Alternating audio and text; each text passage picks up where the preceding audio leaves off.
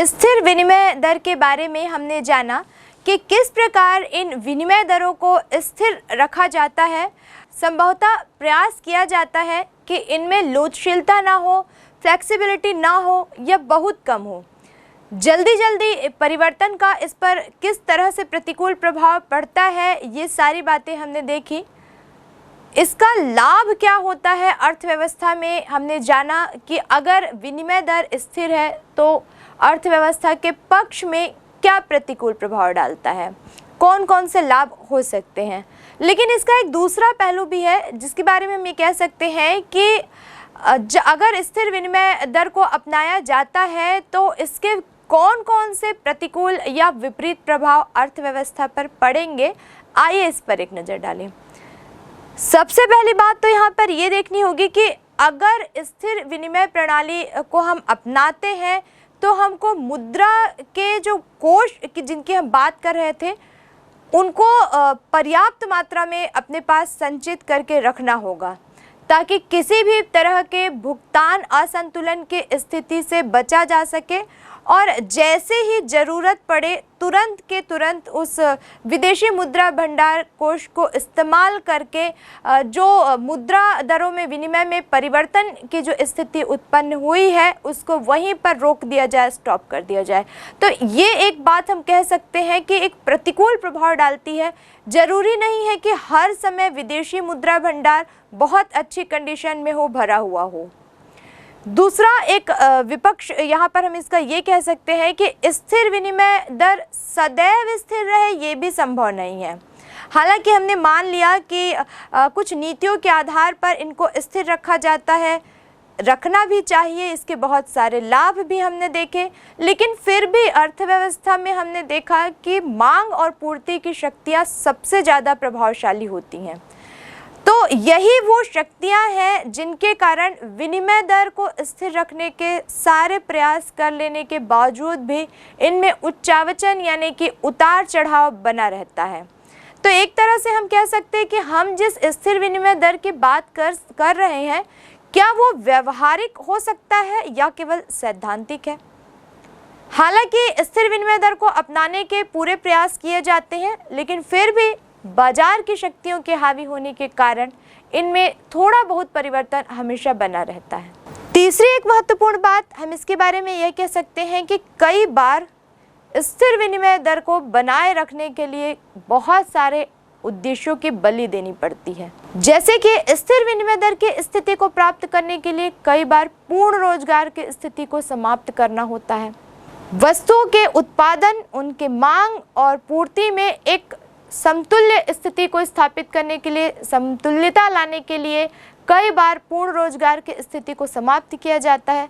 साथ ही साथ एक दूसरा महत्वपूर्ण उद्देश्य जिसके अंतर्गत हम वस्तु की कीमतों को घटाकर प्रयास करते हैं कि वो देश के सारे लोगों के, हर वर्ग के लोगों को वो सुलभ हो जाए, पहुंच पाए। लेकिन कई बार स्थिर विनिमय दर के प्रचलन के कारण हमको वस्तु की कीमतें बढ़ानी पड़ जाती है, जो कि हम ये कह सकते हैं कि प्रतिकूल प्रभाव डालती हैं अर्थव्यवस्था पर। एक महत्वपूर्ण बात यहाँ पर हम देखते हैं कि अंतर्राष्ट्रीय मुद्रा कोष प्रणाली के अंतर्गत जब स्थिर विनिमय दर अपनाया जाता है तो यहाँ बहुत सी कठिनाइयाँ आती हैं। लाभ के बारे में तो हमने देखा कि बहुत सारे लाभ होते हैं, अपनाना चाहिए स्थिर विनिमय दर प्रणाली को, लेकिन उसके प्रभाव क्या पड़ते हैं ये भी हमने जाने। लेकिन जब हम इस प्रणाली को अपनाते हैं तो कौन कौन सी समस्याएं हमको देखने को मिलती हैं। एक तो सबसे बड़ी समस्या ये आती है कि करेंसी के विनिमय दर में कब परिवर्तन किया जाए। हमने देखा कि जिन विनिमय दरों की हम बात करते हैं उनमें स्थिरता होने के बावजूद भी हल्के फुल्के उच्चावचन होते हैं, उनमें परिवर्तन करना पड़ता है। तो बाजार की वो कौन सी मौद्रिक दशाएं हो, देश की वो कौन सी स्थिति हो, या अंतर्राष्ट्रीय व्यापार को अगर हम देखें तो वो किस स्टेज पर हो, कहाँ पर इनके मूल्यों में परिवर्तन लाए, ये तय कर पाना काफ़ी मुश्किल हो जाता है। दूसरी एक समस्या इसमें ये भी आती है कि अवमूल्यन की स्थिति अगर आती है तो उसके स्वीकार्यता का आधार क्या होगा, या दूसरे शब्दों में हम कह सकते हैं कि लिमिटेशंस क्या होंगी, किस हद तक हम अवमूल्यन यानी कि मुद्रा के मूल्य के गिरने की स्थिति को स्वीकार कर पाएंगे कि हमको एक तरफ भुगतान संतुलन को भी बना के रखना है, विनिमय दरें जो है उनको भी स्थिर रखना है। तो कैसे इस कंडीशन को हम ला पाएँ कि सारी चीज़ें संतुलित रहें। एक महत्वपूर्ण समस्या यहाँ पे ये भी देखने को मिलती है कि अगर भुगतान संतुलन को स्थापित करना है तो क्या केवल लाभ ही होगा इससे? जैसे कि हमने देखा कि बहुत से उद्देश्यों की बलि देनी पड़ती है, लेकिन इस स्थिति को प्राप्त करने के लिए भुगतान संतुलन भी बनाए रखना है। तो इन दोनों ही परिस्थितियों में हम यहाँ पे देखते हैं कि अगर भुगतान संतुलन की स्थिति को प्राप्त करना जरूरी हो जाता है तो कहीं ना कहीं फिर हमको अवमूल्यन की स्थिति को भी स्वीकार करना पड़ता है। तो बात करते हैं अगर हम अंतर्राष्ट्रीय मुद्रा कोष प्रणाली में स्थिर विनिमय दर को अपनाने की, तो अपनाने से पहले ही हमारे पास बहुत सारी समस्याएं हमारे सामने आकर खड़ी हो जाती हैं। इसके विपक्ष में हम एक तर्क ये भी कह सकते हैं कि अगर इस प्रणाली को हम अपनाते हैं तो कई बार ऐसा होता है कि संसाधनों का कुविभाजन करना पड़ता है। हमने देखा था कि उत्पत्ति के बहुत सारे साधन हैं, किस प्रकार से वो काम करते हैं और कैसे कैसे उनके जो प्रतिफल होते हैं उनका हम विभाजन करते हैं उनके द्वारा किए गए कार्य के आधार पर या उत्पादन की पूरी प्रक्रिया में उनकी उपयोगिता के आधार पर। लेकिन कई बार भुगतान संतुलन की स्थिति को प्राप्त करने के लिए या फिर स्थिर विनिमय दर को बनाए रखने के लिए इन्हीं संसाधनों का जो विभाजन किया जाता है वो गलत हो सकता है। तो इस स्थिति से कैसे बचा जाए? एक बात ये भी देखने को मिलती है कि स्थिर विनिमय दर प्रणाली को अगर लागू करते हैं तो कहीं ना कहीं भ्रष्टाचार को भी बढ़ावा मिलता है। जहां पर बहुत अधिक नियंत्रण, बहुत ज़्यादा बाउंडेशन अगर हम कहीं पे भी लगा देते हैं तो लोग कहीं ना कहीं उन नियंत्रक परिस्थितियों को अपने पक्ष में लेने के लिए भ्रष्टाचार को फिर बढ़ावा देते हैं। तो एक तरफ तो काफ़ी अच्छी मानी जा सकती है संपूर्ण अर्थव्यवस्था की हम बात करें या अंतर्राष्ट्रीय व्यापार की, दोनों ही परिस्थितियों में स्थिर विनिमय प्रणाली को अपनाया जाना जरूरी है, लेकिन कहीं ना कहीं इसके दुष्प्रभाव से भी बचना है। अब हम बात करें स्थिर विनिमय प्रणाली के ठीक विपरीत यानी कि लोचशील विनिमय प्रणाली। हमने देखा कि स्थिर विनिमय प्रणाली के अंतर्गत विनिमय की जो दरें होती हैं वो स्थिर मान ली जाती है, स्थिर रखी जाती हैं या उनके स्थिर बने रहने का प्रयास लगातार किया जाता रहता है। दूसरा पक्ष हम जब देखते हैं लोचशील विनिमय प्रणाली, तो ये पूरी की पूरी प्रणाली बाजार की दो महत्वपूर्ण शक्ति मांग और पूर्ति पर निर्भर करता है। पिछले कई अध्यायों में देखा हमने कि मांग और पूर्ति की ये जो शक्तियाँ होती हैं ये किसी भी बाजार में इतनी प्रबल होती हैं कि बहुत आसानी से ये किसी वस्तु के मूल्य को परिवर्तित कर देती हैं। बिल्कुल वैसी ही कंडीशन यहाँ पर मुद्रा के बारे में भी बनती है। यहाँ पर हम देखते हैं कि जिस मुद्रा की मांग बहुत अधिक होती है उसकी कीमत भी अधिक होती है, लेकिन जिस मुद्रा की मांग कम हो जाती है उसकी कीमतें भी घटने लगती हैं। दूसरी तरह से हम इसको समझा सकते हैं कि अगर पूर्ति के अकॉर्डिंग हम इसकी कीमत को निर्धारित करें तो हम ये देखते हैं कि जिस मुद्रा की पूर्ति बहुत अधिक हो जाती है उसकी कीमतें लगातार घटने लगती हैं और जिस मुद्रा की पूर्ति बहुत कम हो जाती है उसकी कीमतें लगातार बढ़ती जाती हैं। तो कुल मिलाकर हमने यहाँ पर लोचशील विनिमय दर में देखा कि जो मुद्रा का मूल्य है वो सदैव स्थिर नहीं रहता, लगातार उसमें फ्लेक्सिबिलिटी बनी रहती है, लोचशीलता बनी रहती है और वो परिवर्तित होती रहती है। अब आइए देखें कि ये जो स्थिति है एक मुद्रा के विनिमय दर की वो किस हद तक सही है और क्यों वो गलत है। यानी कि यहाँ हम देखेंगे कि लोचशील विनिमय दर प्रणाली के पक्ष में कौन कौन से तर्क दिए जा सकते हैं और विपक्ष में कौन कौन से तर्क दिए जा सकते हैं। तो बात करें अगर हम लोचशील विनिमय प्रणाली के पक्ष में, तो यहाँ सबसे पहले हम देखते हैं कि लोचशील विनिमय प्रणाली जो है वो एक सरल कार्य प्रणाली है। हमने देखा कि जब हम स्थिर विनिमय दर की बात करते हैं तो वहाँ पर निर्णय लेना बहुत कठिन हो जाता है कि कब मुद्रा का नया मूल्य निर्धारित करें, किस हद तक उसको स्थिर रखें, कैसे उसमें स्थायित्व बनाया जाए, कैसे परिवर्तन को रोका जाए। लेकिन जब हम बात करते हैं लोचशील विनिमय प्रणाली की, तो इसमें हम देखते हैं कि मुद्रा का जो मूल्य होता है वो बहुत आसानी से घटता बढ़ता है। क्यों घटता बढ़ता है? क्योंकि बाजार की मांग और पूर्ति से संबंधित जो शक्तियां होती हैं वो उसको पूरी तरीके से प्रभावित करती रहती हैं। तो कुल मिलाकर हम ये कह सकते हैं कि इसमें जो उच्चावचन होते हैं, जो परिवर्तन होते हैं, ये बहुत ही आसान होते हैं या स्वतंत्र रूप से इनमें परिवर्तन संभव हो पाता है। एक महत्वपूर्ण बात हम इस संबंध में ये भी कह सकते हैं कि ये किसी देश की करेंसी की सीमितता या फिर हम कहें कि अतिरेक, दोनों की समस्या को समाप्त कर देती है। कम है करेंसी या बहुत एक्सेस हो गई है, ये जो एक समस्या हमने स्थिर विनिमय दर के अंतर्गत देखी, वो समस्या यहाँ पर नहीं रह पाती है। दूसरी महत्वपूर्ण बात यह है कि ये जो प्रणाली है, लोचशील विनिमय प्रणाली, ये स्वतः ही जो भुगतान संतुलन की स्थिति है उसको स्थापित कर देती है, क्योंकि जैसे जैसे बाजार परिवर्तित होता है, फ्लैक्चुएट होता है, वैसे वैसे ये स्थितियां भी परिवर्तित होती है और अपने आप भुगतान संतुलन की स्थिति को निर्मित करती है। दूसरी बात अगर हम इसके पक्ष में करें तो हम देखते हैं कि इसके अंतर्गत जिन आर्थिक नीतियों को हम फॉलो करते हैं उनमें स्वायत्तता बनी रहती है। ऐसे भी हम देखते हैं कि आधुनिक सरकारें जो हैं वो मौद्रिक नीति या राजकोषीय नीति या ऐसे बहुत सारी आर्थिक नीतियों के बारे में हमने अब तक जाना है कि इनके निर्धारण के लिए वो पूरी तरीके से स्वतंत्र होती हैं। देश काल परिस्थिति के अनुसार इनमें परिवर्तन, इनका निर्धारण बहुत आसानी से कर सकती हैं। तो आर्थिक स्वायत्तता की अगर हम बात करें तो इसके द्वारा हम एक तो भुगतान संतुलन के का जो अतिरेक या फिर कमी का जो बैलेंस है उसको हम बराबर कर सकते हैं, और दूसरी महत्वपूर्ण बात हम इसमें ये देखते हैं कि इससे भुगतान शेष असंतुलन को समाप्त करने और पूर्ण रोजगार, या फिर हम जिसके बारे में हमने अभी बात की कि कई बार पूर्ण रोजगार या फिर आर्थिक उद्देश्य जो होते हैं उनको बलि चढ़ाकर हम स्थिर विनिमय दर को लाने का प्रयास करते हैं। तो कम से कम ये जो समस्या होती है लोचशील विनिमय प्रणाली में समाप्त हो जाती है या उत्पन्न नहीं होती है। दूसरा एक पक्ष ये कि बाह्य संतुलन को भी ये नियंत्रित रखती है। जहां एक और हमने देखा कि भुगतान संतुलन की जो स्थिति है वो स्वतः नियंत्रित हो जाती है, वहीं दूसरी ओर मांग और पूर्ति के प्रतिकूल प्रभाव के कारण यहाँ पर जो बाह्य संतुलन की स्थिति है उसको भी नियंत्रित किया जा सकता है।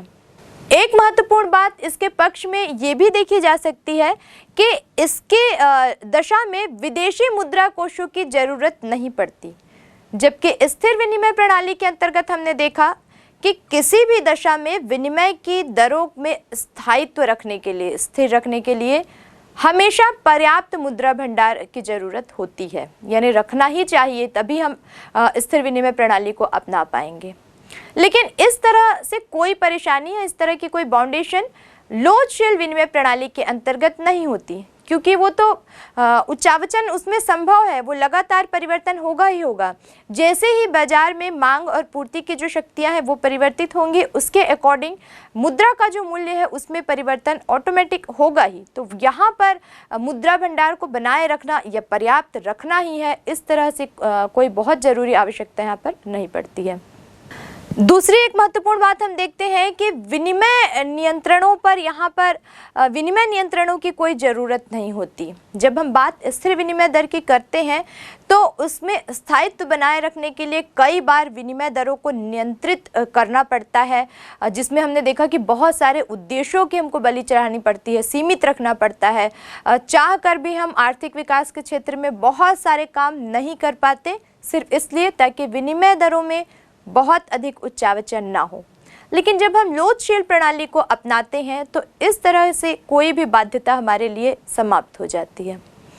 एक महत्वपूर्ण बात ये भी देखने को मिलती है कि इसके अंतर्गत भुगतान शेष में संतुलन बना रहता है, जैसे कि हमने पहले भी देखा, क्योंकि बाजार की शक्तियों के साथ साथ मुद्रा की दर में परिवर्तन होता रहता है और ये एक ऐसी कंडीशन है जिसमें जो लोचशील विनिमय दर है उसमें अंतर्राष्ट्रीय हित, राष्ट्रीय आय, मूल्य स्तर, इन सब की अपेक्षा नहीं करनी पड़ती। और यहाँ हम देखते हैं कि अपने आप ये जो राष्ट्रीय आय की बात करें हम, चाहे अंतर्राष्ट्रीय विनिमय दर की हम बात करें या मूल्य स्तर की हम बात करें, ये अपने आप ही संतुलित बनी रहती हैं। यही हम देखते हैं कि स्वतंत्र आर्थिक नीति भी हम इसके अंतर्गत अपना सकते हैं। जैसे कि हमने देखा कि जो आधुनिक जो सरकारें हैं वो स्वतंत्र होती हैं किसी भी तरीके से राजकोषीय नीति, मौद्रिक नीति या अन्य कई तरह की आर्थिक नीतियों के लिए। तो जब उनके पास अधिकार है, उनके स्वतंत्रता है इनको अपनाने की, तो फिर इस लोचशीलता को क्यों ना अपनाया जाए, फ्लेक्सिबिलिटी को क्यों ना अपनाया जाए, ये भी एक महत्वपूर्ण तथ्य है। तो हमने देखा कि अगर हम लोचशील विनिमय प्रणाली को अपनाते हैं तो कौन कौन से लाभ मिलते हैं, या कि हम कह सकते हैं कि क्यों अपनाया जाए, क्यों अपना लिया जाना जरूरी है। लेकिन अगर हम इसके विपक्ष में देखें तो हमको बहुत सारी हानियां भी दिखाई देती है। लोचशील विनिमय प्रणाली में बहुत सारे कमियां दिखाई देती हैं। आइए इनकी कमियों पर एक नज़र डालें। तो सबसे पहले हम देखते हैं कि यहाँ पर संसाधनों के गलत आवंटन की समस्या बनी रहती है, क्योंकि बात कर रहे हैं यहाँ पर हम बाजार की, और जहाँ बाजार की बात आती है वहाँ पर मांग और पूर्ति की शक्तियों से ही ये प्रभावित होता है, ये हमने पहले भी जाना। तो इस कंडीशन में हम देखते हैं कि बाजार में समुचित विनिमय दर स्थापित करने में कई बार जब असमर्थ हो जाते हैं तो वहाँ पर एक हानि की संभावना या कुछ गलत कार्य हो जाने की संभावना बनी रहती है। इसके अंतर्गत हम मानते हैं कि हो सकता है ऐसी परिस्थिति से निपटने के लिए उत्पत्ति के जो संसाधन है, साधन है, उनमें जो आवंटन किया जाना है वहाँ पर कोई त्रुटि हो जाए। इसी में हम अंतर्राष्ट्रीय व्यापार और पूंजी प्रवाह के दर पर विपरीत प्रभाव भी देखते हैं, क्योंकि सारी के सारे जो फ्लक्चुएशंस होते हैं वो केवल मांग और पूर्ति यानी कि बाजार की शक्तियों पर आधारित होते हैं। लेकिन जब हम अंतर्राष्ट्रीय व्यापार की बात करते हैं, बड़े स्तर पर हम जाते हैं, पूंजी प्रवाह की हम बात करते हैं, तो वहाँ पर ये जो स्थितियाँ होती है वो थोड़ी सी विपरीत हो जाती हैं। अब फ्लेक्सिबिलिटी इसमें इतनी ज़्यादा होती है कि ये लोचशीलता ही कई बार सट्टे की प्रवृत्ति को जन्म देती है। जैसे कि हमने पहले भी देखा, पिछले अध्याय में भी देखा भुगतान संतुलन में, कि परिवर्तनशीलता एक ऐसी कंडीशन, एक ऐसा कारण बनती है कि लोग अनुमान लगाना प्रारंभ कर देते हैं, और उसी अनुमान का जब गलत प्रयोग किया जाता है तो वो सट्टे का रूप ले लेता है। स्थिर विनिमय दर की अगर हम बात करते हैं तो वहाँ पर किसी प्रकार के इस तरह के सट्टे के उपयोग की संभावना तो नहीं बनती, लेकिन जब लोचशील विनिमय दर की बात करते हैं तो सट्टे की संभावना बनती है। अब यहाँ पर उपयोग किस तरह से किया जाता है, कैसे उससे लाभ कमाया जाता है, इस संबंध में अगर हम जानें तो एक सट्टे के आधार पर, एक अनुमान के आधार पर ये देख लिया जाता है कि किस मुद्रा का जो मूल्य है वो बढ़ने वाला है, तो उस मुद्रा को ज़्यादा से ज़्यादा लेकर उस मुद्रा को ज़्यादा से ज़्यादा खरीद कर रखा जा सकता है, या फिर एक अनुमान लगाया जा सकता है कि किस मुद्रा के मूल्य में कमी होने वाली है तो उसको ज़्यादा से ज़्यादा बेचा जा सकता है।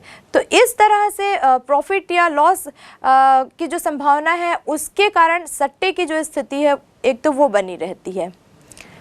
एक इसके विपक्ष में हम बात ये भी कह सकते हैं कि स्फीति को भी बढ़ावा मिलता है।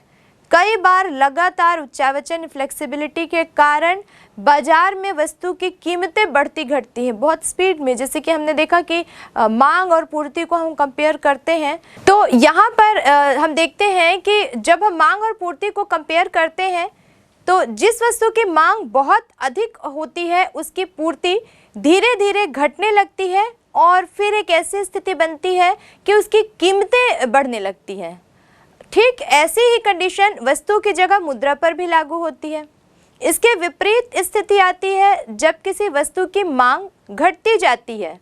ऐसी कंडीशन में मार्केट में उसकी पूर्ति बढ़ने लगती है और फिर एक ऐसी दशा उत्पन्न होती है कि उस वस्तु की कीमतें घट जाती हैं या गिरने लगती हैं। तो बिल्कुल ऐसा ही प्रभाव वस्तु की जगह मुद्रा पर भी पड़ता है। तो यहाँ पर हम ये कह सकते हैं कि यहाँ से स्फीति को बढ़ावा मिलना प्रारंभ हो जाता है। अगली एक महत्वपूर्ण बात हम यहाँ पर देखते हैं कि भुगतान संतुलन शेष पर प्रतिकूल प्रभाव पड़ता है। हालांकि हमने देखा कि भुगतान संतुलन जो है वो लोचशीलता के कंडीशन में ऑटोमेटिक ही बना रहता है, क्योंकि मांग और पूर्ति के आधार पर यहाँ मुद्रा के मूल्य का निर्धारण हो रहा है। लेकिन कई बार ऐसी दशाएं भी निर्मित होती हैं, हम देखते हैं कि बाजार कई बार बहुत जल्दी फ्लैक्चुएट होता है, बहुत जल्दी बढ़ता है। इनमें हम देखते हैं कि बाजार की कुछ अलग अलग दशाएं होती हैं, जिन्हें हम आंतरिक दशाएं और बाह्य दशाएं के आधार पर जिनका अध्ययन करते हैं। तो बहुत सारी ऐसी दशाएं बनती हैं जिसमें अंतर्राष्ट्रीय व्यापार जो है वो सीधा प्रभावित होता है, और ऐसी कंडीशन में फिर यहाँ पे हम देखते हैं कि भुगतान संतुलन शेष पे भी उसका प्रतिकूल या विपरीत प्रभाव पड़ सकता है या पड़ने की संभावना बनी रहती है। इसी तरह हम एक महत्वपूर्ण बात देखते हैं कि यहाँ पर जब ऐसी कोई विपरीत परिस्थिति निर्मित हो जाती है तो भुगतान संतुलन शेष को वापस बना पाना या समतुल्य रख पाना बहुत मुश्किल हो जाता है। क्यों? क्योंकि हमने स्थिर विनिमय दर के अंतर्गत तो देखा कि सारी चीज़ें स्थिर रहती हैं, और स्थिर बनाए रखने के लिए हम पर्याप्त मात्रा में विदेशी मुद्रा भंडार अपने पास रखे रहते हैं। लेकिन यहाँ तो हमने देखा कि हमको ज़रूरत नहीं है, लोचशीलता है, फ्लेक्सिबिलिटी है, उतार चढ़ाव होगा ही। अब ऐसी कंडीशन में अगर भुगतान असंतुलन की कोई समस्या अचानक से आ जाती है तो फिर उसको बनाना या संभालना या हम कहें कि नियंत्रित करना बहुत मुश्किल हो जाता है। तो ये तो हमने देखा कि बहुत सारी अलग अलग कंडीशन निर्मित हो सकते हैं।